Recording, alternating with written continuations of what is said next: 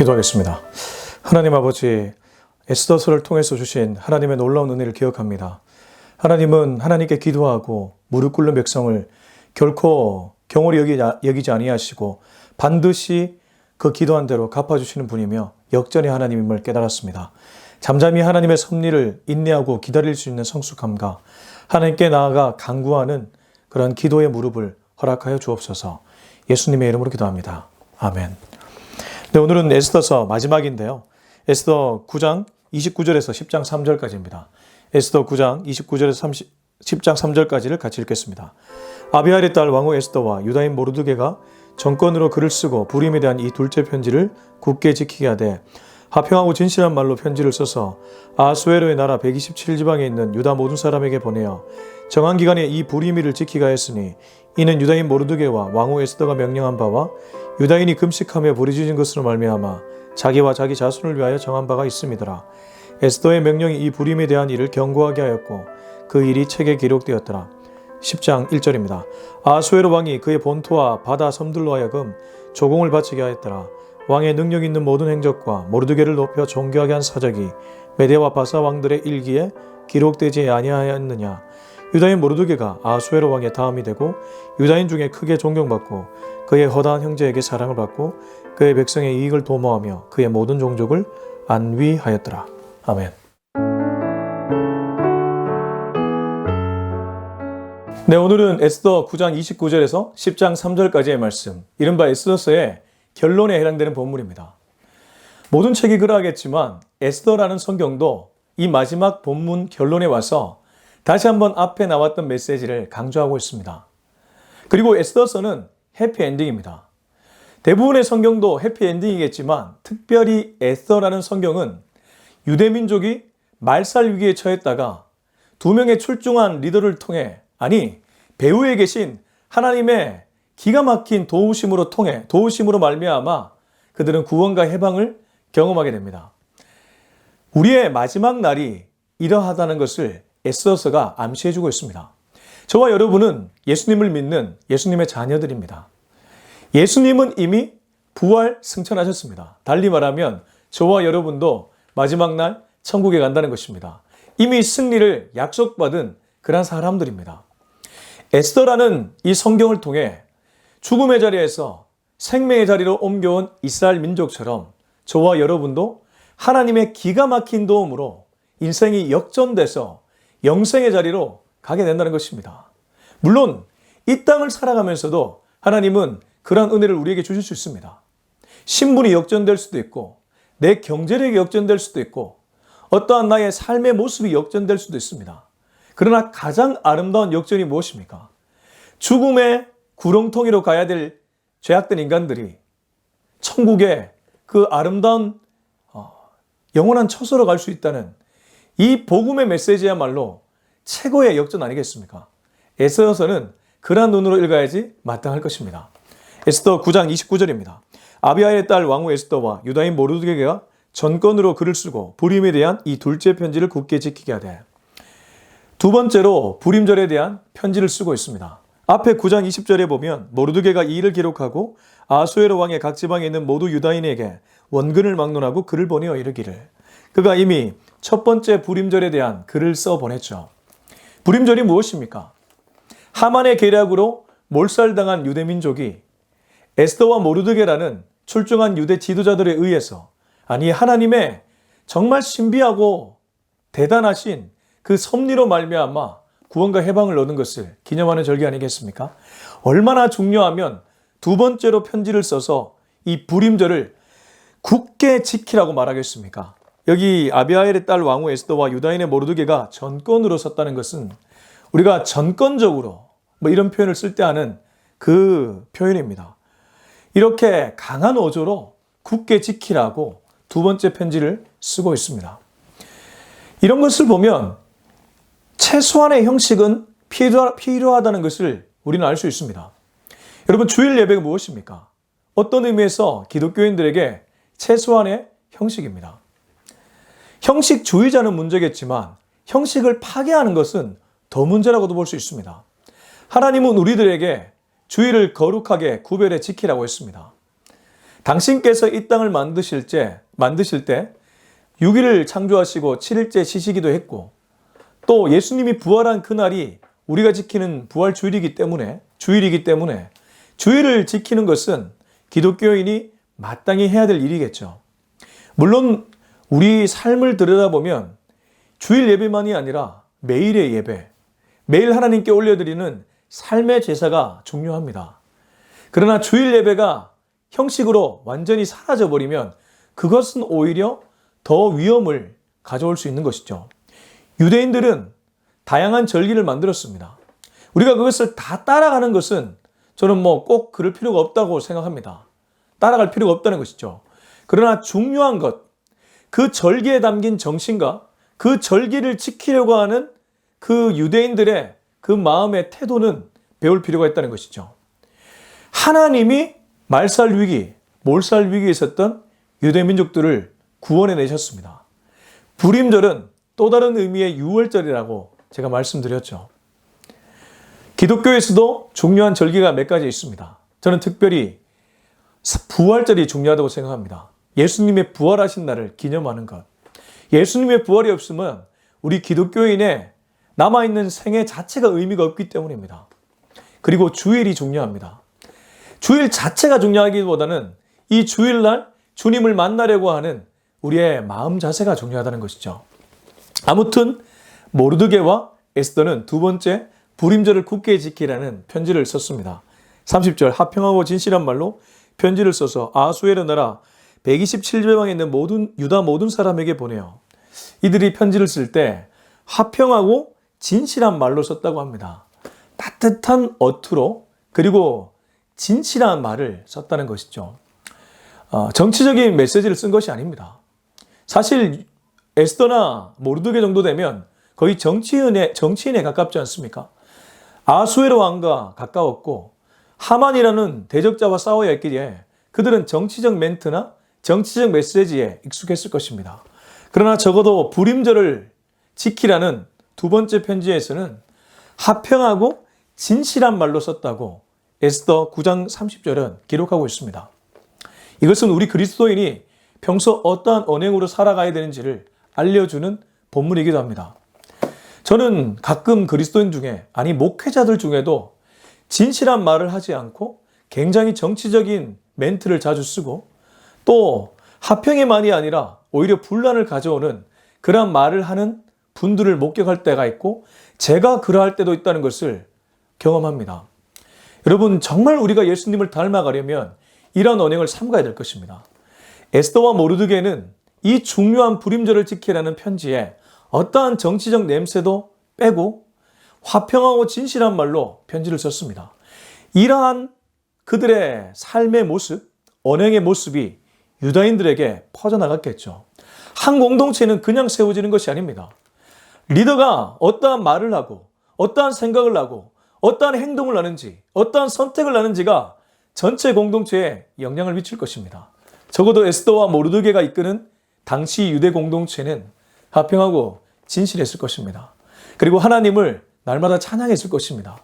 오늘 9장 29절에서 10장 3절이 그것을 잘 얘기해 주고 있습니다.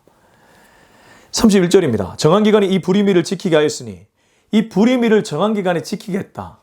형식주의자는 아니지만 이들이 하나님이 자신들을 구원해 준 이 불임의 날을 얼마나 소중하게 여겼는지를 알 수 있는 대목입니다. 이는 유다인 모르드게와 왕후 에스더가 명령한 바와 유다인이 금식하며 부르짖은 것으로 말미암아 자기와 자기 자손을 위하여 정한 바가 있음이더라. 한 번 더 그들의 금식 기도를 언급해 주고 있습니다. 이들이 잘한 것은 바로 이것이었습니다. 에스더서가 강조하는 것은 무엇입니까? 에스더의 힘이 크다고 얘기하고 있습니까? 모르드게의 지략이 대단하다고 얘기하고 있습니까? 아예 없는 것은 아닙니다. 그러나 그들이 했던 것은 일사각오로 금식하며 주님께 나갔던 것입니다.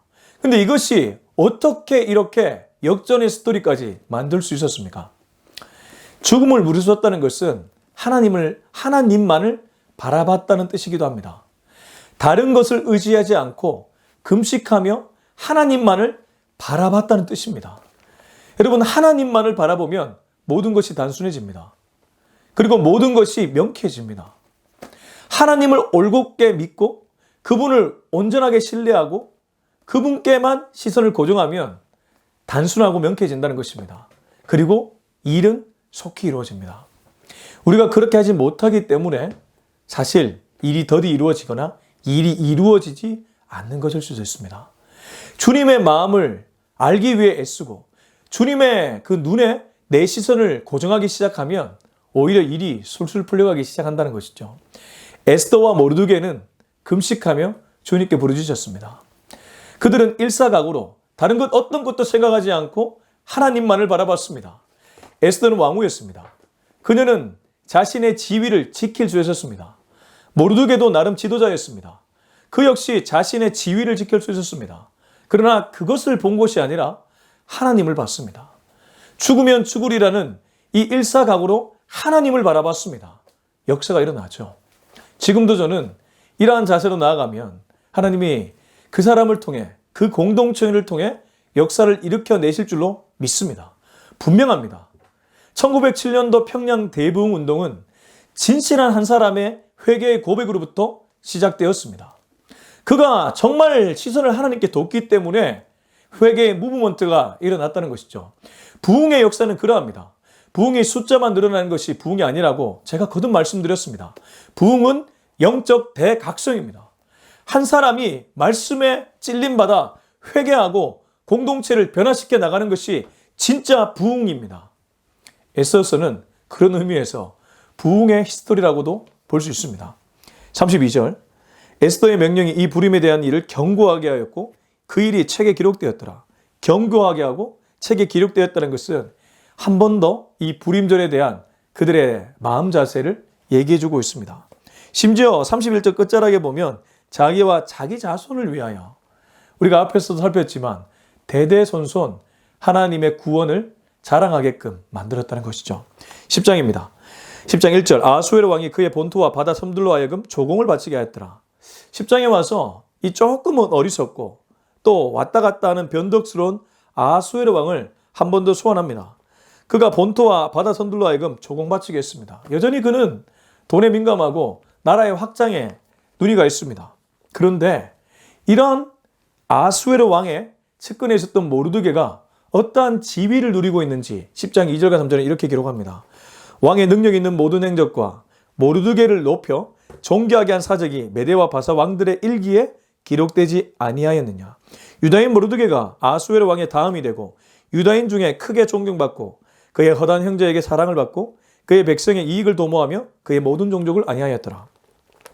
왕의 능력의 행적과 모르드게의 행적이 함께 메대와 바사, 페르시아의 그 왕들의 일기에 기록되었다고 합니다. 조선왕조실록과 같이 그 페르시아 왕조실록이라 해야 될까요? 거기에 모르드게의 그런 치적들이 기록되었다는 것이죠. 모르드게는 유대민족이었습니다.